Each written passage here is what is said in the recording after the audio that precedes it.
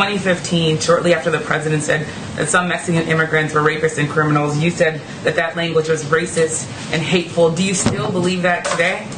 Well, I'm actually glad you asked that, because for about the first 4 weeks of the election, I was watching CNN and I was naively believing some of the headlines that I saw on CNN. And reading headlines, that's fine. I just want to know if you also personally still believe that. I'm actually not going to read the headlines. So I very quickly came around and supported the president. In fact, CNN hired me. I was on many 8-on-1 panels where I proudly supported this president, who I believe is one of the best presidents, if not the best president this country will ever have.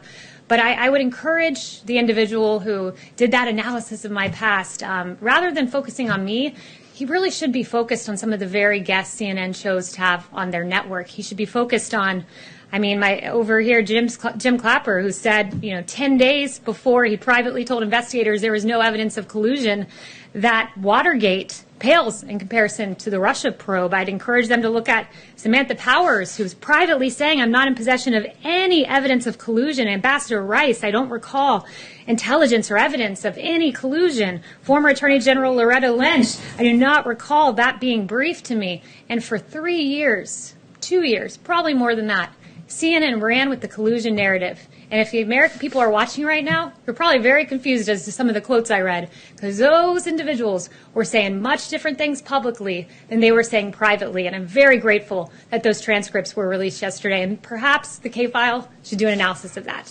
Yes, Emily? Are you walking back those comments today at all, or do you stand by those comments that you made? I support this president. There is no questioning that. So honored to work for him. And Ebony, next question. Thank you.